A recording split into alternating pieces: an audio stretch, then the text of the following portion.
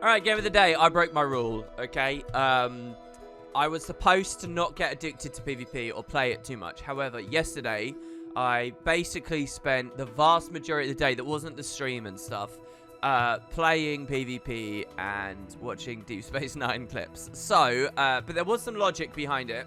What I wanted to do was see how EU went. So, I did my placements on EU, pure Firebrand queuing. Now, I'll just preface by saying... this is the game after the queues, after the placements, and you'll see how my rating went and, you know, whether it was win and loss and all that stuff at the end. So we'll see how punishing EU was compared to NA. I know people love comparing that. My previous comparison to this was that the gameplay feels about the same for placements and stuff. However, I tend to come out higher. We'll see whether that was true, though. And the other thing I will just say is... if you're enjoying the Firebrand games and you want to play them too, I will note that I don't believe in being a pure Firebrand character, player, I should say. I don't believe in queuing purely as this build and this class. Unlike with other roles, more than any other role, I think. I don't know, if you're playing like a very squishy skirmisher like a thief, this could be a big problem as well. But if all you play is a support and you load into, you're vulnerable to loading into bad comps, where you've got too much tankiness. Now, I got screwed out of a lot of games yesterday when I was playing and just sort of getting the flow of the class a bit better. I got screwed out a lot of games because we just had no damage. Like, overly tanky Ellies are running around at the moment. This kind of far pointy, pushy druid, people definitely really like. It's funny because...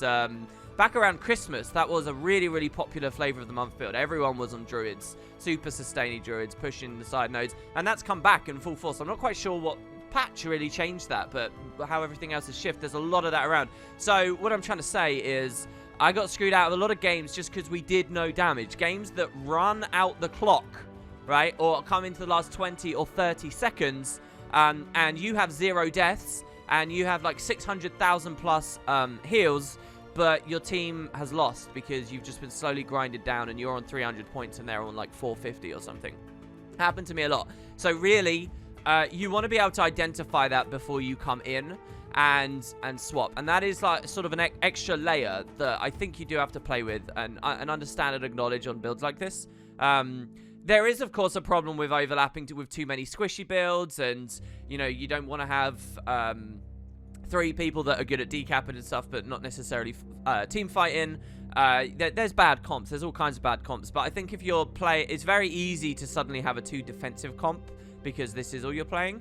The other thing I would say as well on top of that is when you hit a bad comp because it's overly tanky, not only are you liable to lose, you're going to lose slowly. There's a big difference between losing because you got steamrolled in 8 minutes and losing a slow death over the full 15, right? When that's consistently happening. Anyway, so we head out of the gate. I get my 2 mantras up.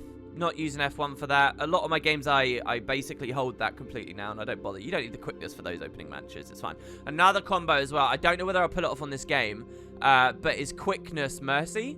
I've really started doing. So you pick up a tome or drop a tome just before your cast of Mercy, and this is really powerful, I've noticed. I hope I do it in this game. But they've all kind of blurred together now. To be honest, that thing's happened to me that I explained before, which is if you play too much, no individual game seems interesting whatsoever. Like, I'm very lukewarm about this game and all the other ones, but, you know, there'll be something fun to talk about.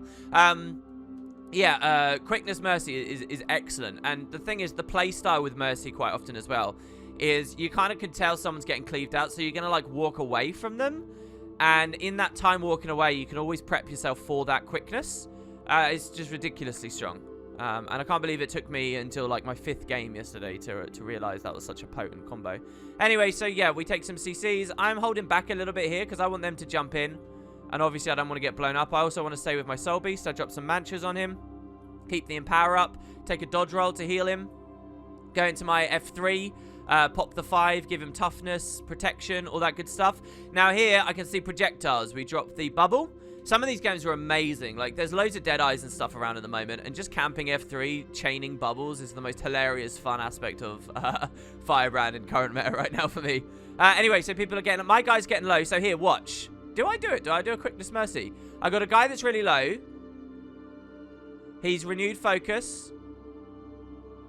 Okay, what I could have done, so I don't do it here. If I just dropped this tome, it would have wasted 4 pages, so you could say maybe that's not necessary. But if I dropped the tome, I would get a quickness mercy res here. Instead, I go with the mantra, so I've got tons of stab and aegis and stuff, so I'm fine. So we mercy and res the guy. That's actually a huge swing in this team fight. Can I just say, this is a really good-looking team fight right now. Lots of fun, very entertaining. Our support has been very useful for our team. Our team scored a kill, we score a kill, we swing ours with mercy. They don't have the support. You can see how we have a compositional advantage here. I come over, give him the 5. Another bubble over the body.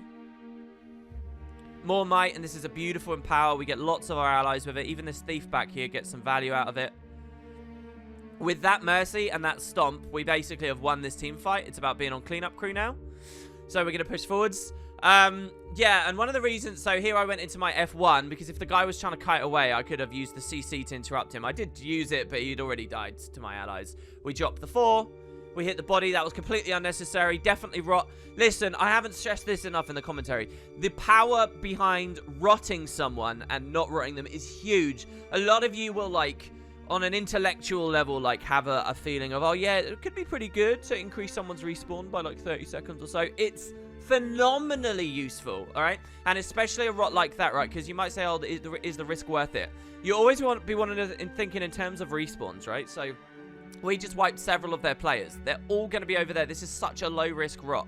And just creating that stagger, forcing them to be in that kind of unhealthy, annoying position is so powerful. There's not a third mechanic active on the map right now, but a lot of maps, like Temple of the Silent Storm, like the Bell here, when you get a good rot right before the 4th, 5th, or, even 5th objective comes up in the case of Temple, it's mind-blowing how strong it can be, guys, especially when these are such heavy snowball mechanics.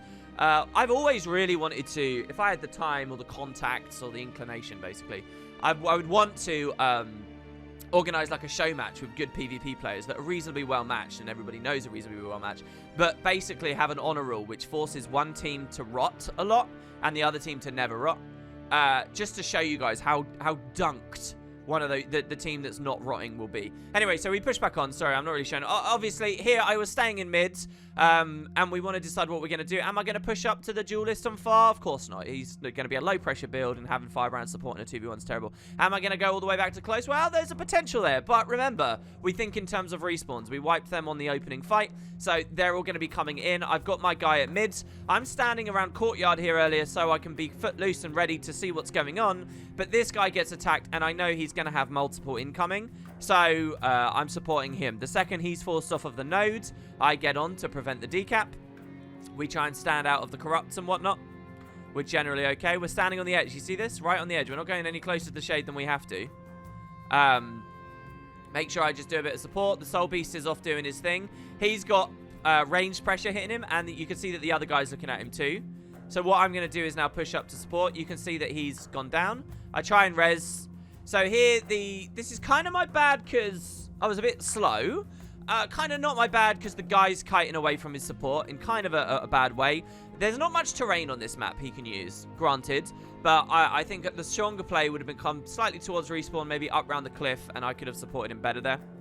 There's no way I'm getting that res. I back out because I know I'm going to be in danger here. I'm happy with them chasing me because none of them took the time to decap. Their greed for that kill was fine. But now if they're too greedy on me, then, they're just wasting time. So I kite back through. I stay in the bubble. The guy swapped to GS anyway, so it wasn't relevant. But by staying here, I'm near my incoming help. And obviously, he's just one player now because they were forced to split apart because one of them has to deal with the node. So here we drop this. We see that his Guardian's going in. We make sure we've got the pressure. My shield 5 misses. Straight into F1 with the 3 for the interrupt here. Straight into the skill 4. He interrupts the skill 4. Transfuse comes in from the Scourge. I drop the 5 just while I'm walking back in. I don't know. That's probably not as good as an auto. But the auto, I'm not confident with the range on the auto. Back to the skill 4. But they get the res because it's a double res with Transfuse. We don't have to feel bad about that. Second the res comes through, I know I'm majorly outnumbered. And remember, our ally is a thief. He's going to be squishy in flight. He's not going to help us much. We're delaying this until our ranger is on respawn. So look, he's almost back now. But we want to stay alive. So I'm looking to kite this way. If they're going to chase me heavily, I'll go up onto the cannon. I take my port onto my ally, who I know is getting the pressure. Get my mantra back up. There's a downstate. We're still on the F1, so now we can get our big cleave. Beautiful with the Herald. I love Heralds, man, cleaving over these bodies. Good stuff. Holding the shield here for the projectiles being pelted in from my ally nearby. I notice I've got a low dude also nearby. He's down now. I can quickness mercy it, but he's already dead.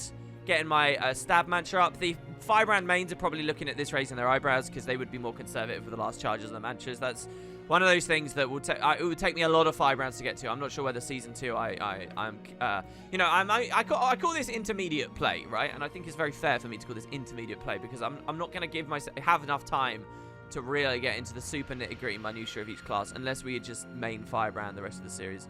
Anyway, just general support here stuff. Just empowering my allies. This is really good. We're rotting even under the nose of the Ellie, but what's he going to do? Nothing. Keep the support up. This is bad. This is really bad. Okay, so this is a mistake from me. I'm supporting this, but this is just a full kiting Weaver. We know that. I mean, ArenaNet really did poorly with the Weaver.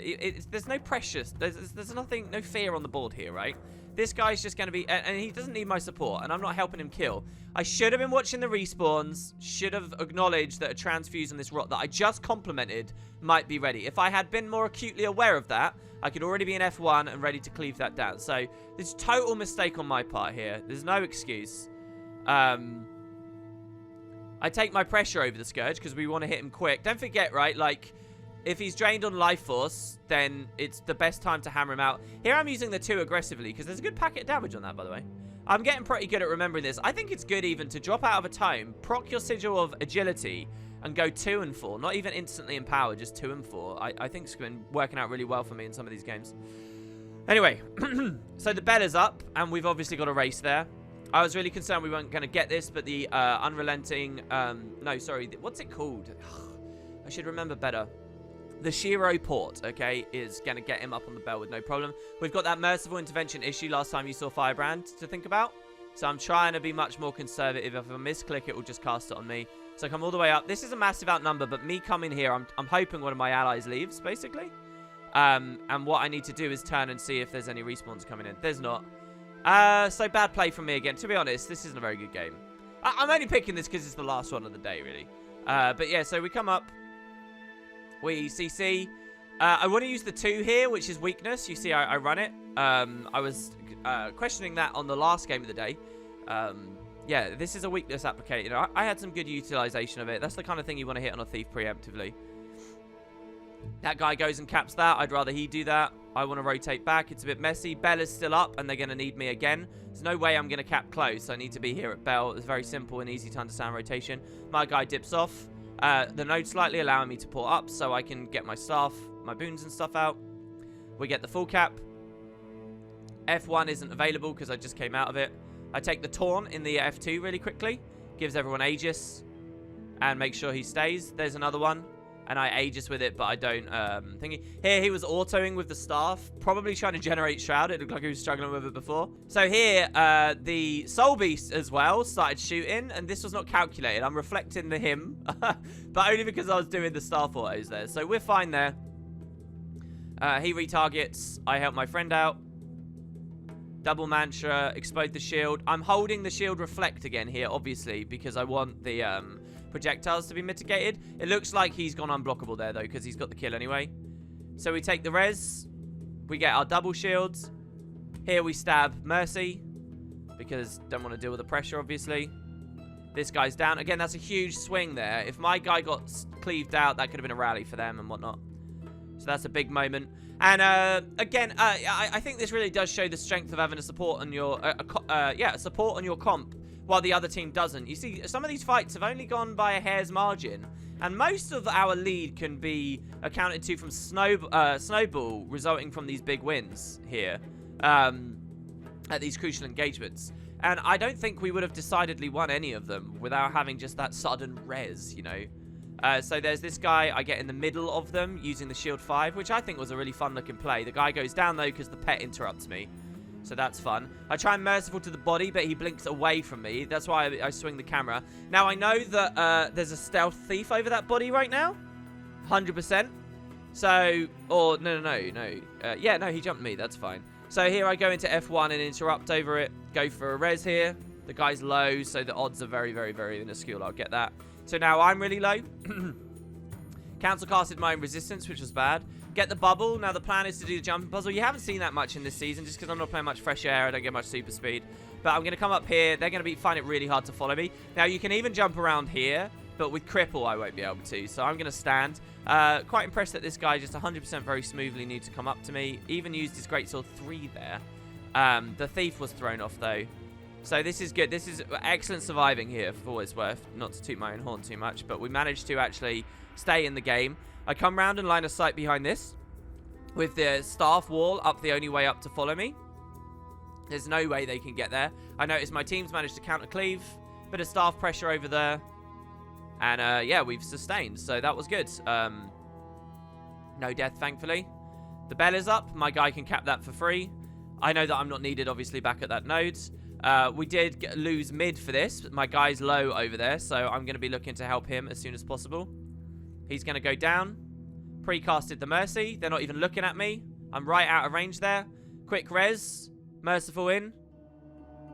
Get him back up to 100% health. Give him a ton of might. Put the staff over him. Once again, there's the ranger shooting. But look at the double kill we just scored there. So he goes down again, and I'm keeping him up. And yeah, we just scored a beautiful double kill. And with that, that's the end of the game, realistically, for the enemy team. They still had every chance up until that engagement, I think. But with that wipe at mid, I'm not quite sure what they can do after this, because that costs them a bell at the same time, right? So anyway, the Ellie's following me, and I don't need to do anything with the Ellie. Again, look, you'll see how much I'm utilizing, like, the center of the map. This is the kind of thing you get people crying in local church, stay on nodes, stay on nodes. It's just, there's no point being directly there as long as... I mean, you have seen me get decapped, the team get decapped under their noses quite a lot. But, yeah. Alright, so once again, we've got this guy fleeing away. I take the interrupt. I do the little bit of extra pressure there. It was actually one wolf pack that got that guy. We can rot the body. And again, as long as you just keep your lines of sight clear, you'll know you're alright. We got the Necro up here. The Necro knows he's outnumbered and can't push that engagement. So here I do an interesting thing with the Fog of War. The more I'm playing lately, the more I want a slight graphics update on the Fog of War, just so people appreciate the side of the game a bit more. I hit the Necro, and obviously I'm not going to do any damage. I'm well aware I'm not going to do any damage. However, on the mini-map, there is a ranger here, and I want that ranger to be 100% understanding that there's a Necro here. I can ping the Necro, but all it will do is just show a ping, and the guy's not going to have any context for the direction of the character or any of that stuff. So I'm hoping this guy's looking at the minimap, which he should be, because he's just free cap on a node. He's got nothing else going on, right? So what I'm doing here is holding my line of sight to keep the Necro icon on the minimap, knowing that my ranger can see that, and I'm hoping that the ranger now is well aware. And so then I draw on the map, and I ping a defense to him. And I'm like, that, I bet you'd best be fine. And now I'm RP walking, because my bind is the same. But yeah, so I'm hoping that the ranger will stay. And he does stay, right, instead of zerging off. Because that's an obscure rotation from the Scourge there. And I want to be clear what that is. Here I can't get back on the node. Oh, I can get back on the node to hold decap. Interrupt the Churning Earth, the shield 5.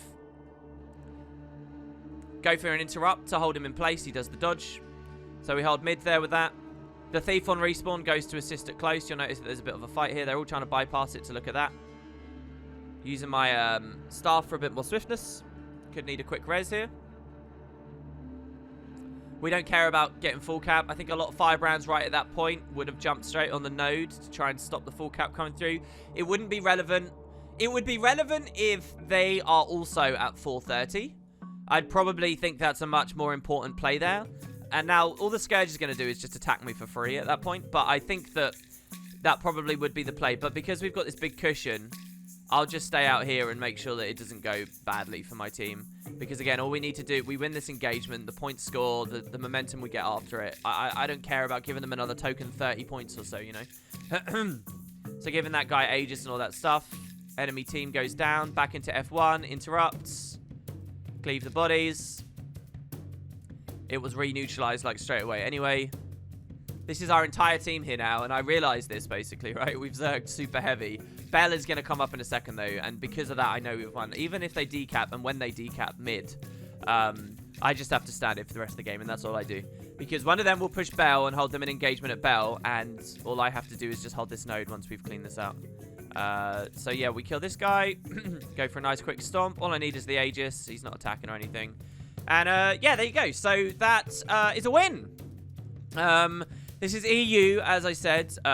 This is the game after my placements on EU, or the end of my placements. I can't remember which. Not great in terms of, I want to show you the quickness, mercy, and stuff. But we can have a look at what our stats and stuff was like. A lot of the games were like this, honestly. There you go. This is where we are on EU at the moment, near the Plat 2 border this time. So slightly different. Not a big change, though. Up to a Persimmon chest now. And stats for the game. 430,000 heals. I think my highest across the entire day was like 660. 12 kills, 0 deaths, 3 revives. Each of them was a swing for a team fight here as well. 0 offense, 0 defense. I don't know how better I can demonstrate. Firebrand doesn't have to be a node hugger. Unless I'm terrible and you all really disagree with this. There you go, guys. Cheers. Hope you enjoyed. Thanks very much for watching. Ta-ra.